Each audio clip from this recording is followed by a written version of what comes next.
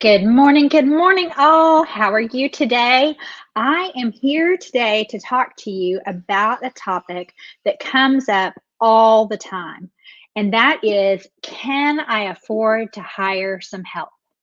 So, my name is Christy Varner, and I am a virtual CFO and business strategist.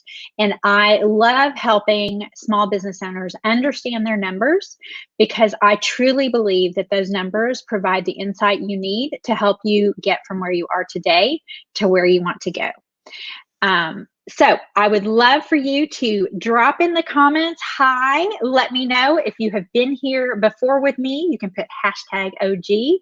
And if this is your very first time to join me, please put hashtag newbie because I would definitely love to welcome you. And I'm so glad to have you here. Those of you that are on the YouTube channel, welcome, hit subscribe if you will. And for those of you that are in our Small Business Finance Simplified Facebook group, I adore you and I'm so happy to be here with you. So let me dive right into our topic today about, can I afford to hire some help? Well, let me just tell you that when you started your own business, which just let me stop and say bravo to you. I love small businesses. I'm a small business owner too. So what I'm talking to you about, I relate to firsthand. And we are the ones who are helping America run and employ other people and, just put things out to the world and the economy. So I'm excited that you started this, but if you're anything like me, when you started your business because you had something you wanted to offer to the world. You wanted to impact the world with some service or product that you had. You may be a baker and you just have a love of baking and you wanted to share your cakes with the world. Or perhaps you're a coach and you have learned some things and you just know that that can help other people. Well, you started out with your service or your product, and then you found out that you were the CEO of a company. You weren't just offering your product or service anymore. And by CEO, that stands for Chief Executive Officer in the business world. But what it really means to those of us who are small business owners and solopreneurs when you first start out is you're the Chief Everything Officer. You not only are responsible for the service or product that you are putting out to the world, but you're in charge of finance, legal, IT, tech, sales, social media, answering all the emails, responding to all the calls, figuring out, your CRM, all the things. Okay. So let me know if that resonates with any of you, if you became the CEO of your business. So let me know by telling me CEO, because I would love that. I too am a CEO. Sorry, the dog is going crazy. I tried to put him up and he did not go up. That's just how things work sometimes as a small business owner. So anyway, hopefully whatever person is walking by will be gone soon. So as you are taking all that in, you may be feeling overwhelmed and you're like, oh, if I could just get some help. So let me tell you that I see people fall into two different camps. One is the person that starts a new business and immediately recognizes they need help and they go out and hire a bunch of help. Okay. And then there's another person who, kind of gets stuck in the CEO mode of like, I take care of everything myself. And you either are trying to save money by not doing that, or you are trying to, it just never occurred to you that you could hire somebody else out. So I'm assuming that you'll fall into one of those two categories. So I see, good morning. I love it when people say good morning. So thank you so much for saying that. So anyway, if you fall into the category of, hiring a bunch of people before you really look at your cash flow, let me just say that I truly believe it's very important to look at your cash projections. I've said it before and I'll say it again and again. What will sink a small business very fast is to not have a handle on your cash. And one of the, 2 or 3 things that I always teach and always come back to is cash flow projection and having a strategy for that. So you really need to have that strategy because hiring people before you have the cash in place can really really deplete your cash very quickly, even if you have an investment in for your business. But let's talk about the other person who's just working a bazillion hours on legal and tech and website and being the online business manager and doing your bookkeeping and trying to be your financial strategic advisor and trying to do your legal and all of these things, right? And so you're getting overwhelmed. So how do you know when it's time to hire someone? So the first thing that I would say is do a time audit. And if you haven't seen my coffee talk with Christy that's called Are You the CEO, Chief Everything Officer? Go check that out, because I share a productivity hack in there about how to do a quick time audit. So that's a really great little tip, and it's all about eliminate, automate, delegate.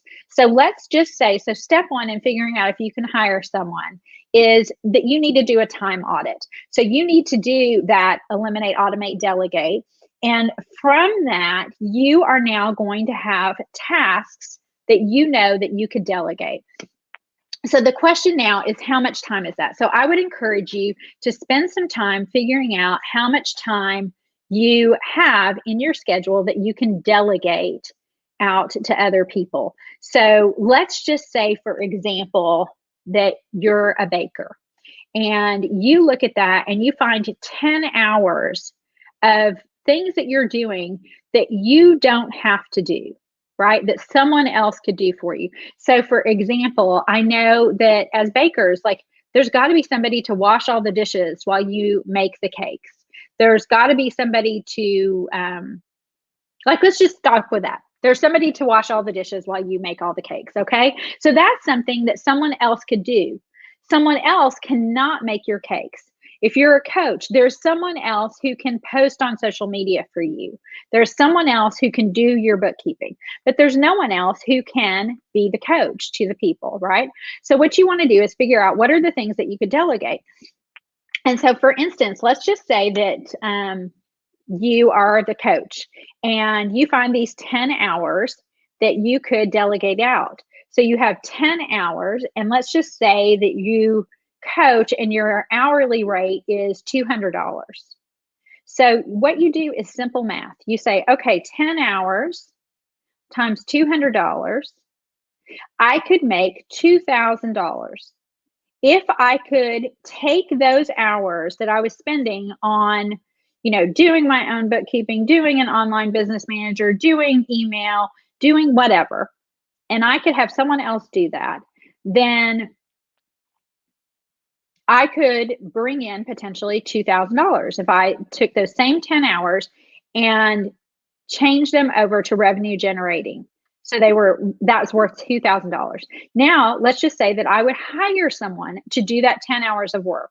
Well, first of all, the 10 hours of work, at least for me, it probably is faster for someone else to do it because we're not focused, right? You're not focused on the 10 hours a week because your 10 hours, you're like doing bookkeeping for 2 hours and answering emails for 2 hours and posting on social media for 2 hours. And so you're all over the place. If you're the baker, you're washing dishes and then stopping and, oh my gosh, I have to get this order out the door. And then, oh, washing dishes again.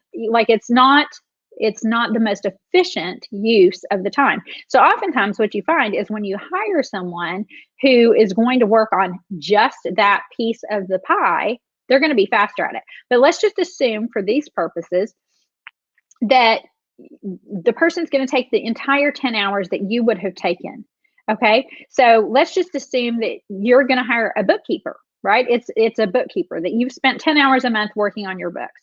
And now you're going to hire a bookkeeper. So let's just say that, you're going to pay that person $50 an hour, which is a normal bookkeeper rate for just a bookkeeper. So that means 10 times 50, you're going to pay $500 for the bookkeeper. And you're going to bring in 10 times $200, you're going to bring in $2,000, right? So that difference between the $2,000 you can bring in and the $500 you're going to pay out, that's how you can know you can afford it. Now, what if you say, yeah, but Christy, it's unlikely that I'm going to take that whole 10 hours and be able to turn all of that into revenue. Okay, I totally get that. So what if instead we said you take that 10 hours and 5 of the hours turn into new coaching students that you get to help, and 5 of the hours is just you working on the business, on reaching out to new people. Or 5 of the hours is like 5 less hours that you work. Maybe you're working 60 hours a week or 70 hours a week. And so 5 extra hours with your family would change your standard of living, which is a huge thing, you guys. I always say the name of my company is Victory Advisory Services. And part of that is because every time people ask me my name, Christy Varner, I say V as in victory. But the other side of that is that I truly believe that victory for a small business owner is not just a profit number. It's about impacting the world and your quality of life and achieving your dreams and working 85 hours a week. No, I've never seen anybody list that as a dream. I'm just being honest. So if you could get 5 hours back of your life. So in this example, like now we're saying, okay, the 10 hours, instead, we're going to say, well, only 5 of the hours you're going to make money off of. So you're going to give up 10 hours of work, but you're going to spend 5 of the hours coaching. So now you're making $1,000. You still paid out $500 to the bookkeeper. And so you're still ahead. What if it was a VA that you paid $20 an hour to? Then you would have paid out $200. Right? Versus the $1,000 that you took in. So I hope that makes sense to you. So that's a quick and dirty. It was really hard for me to think about how to make this be a very general topic, because I love to speak with you guys. This is what I love, is advisory. So I wanted you to have sort of a way to think of it, because let me just summarize by saying, so it's time for you to consider outsourcing when you're working way too many hours and it's frankly keeping you from revenue producing activities. Because no matter how many costs we cut, the only way you grow your business is to have revenue. You have to have revenue. So if you're so busy doing other things that it's keeping you from revenue generating activities, then it's time to consider.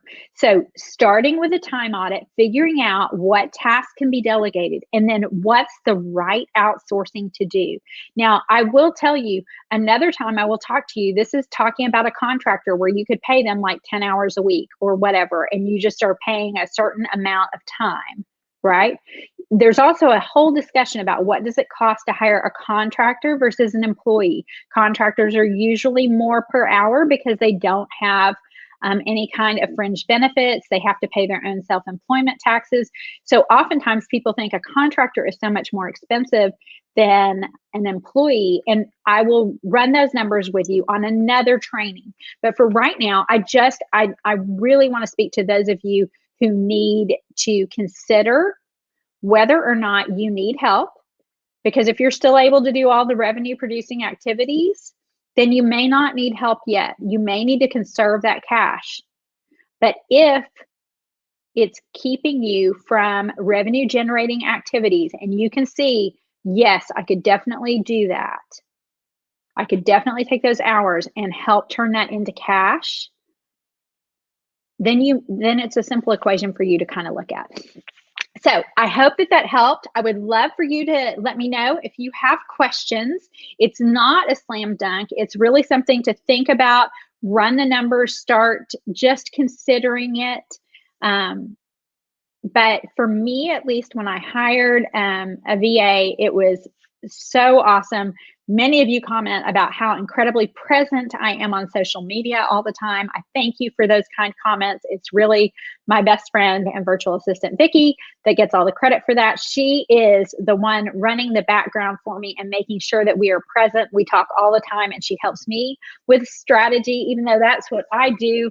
I love to have somebody else to do strategy with me.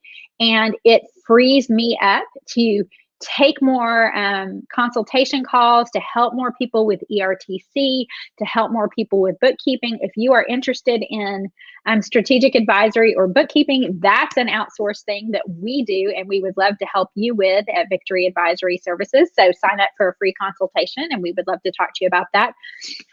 But for me personally, outsourcing web design and having a VA has been a huge game changer for me, has given me peace of mind, has allowed me to focus on my work better.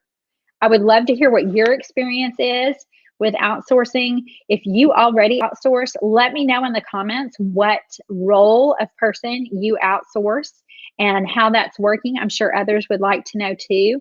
And I would love to know if you found this helpful and valuable, because that's always my goal. If you have other small business topics in finance, accounting, or overall business strategy, I would love to be helpful for you. So just drop them in the comments or reach out to me on direct message. Thanks a lot, you guys, for watching. I so appreciate it. And until next time.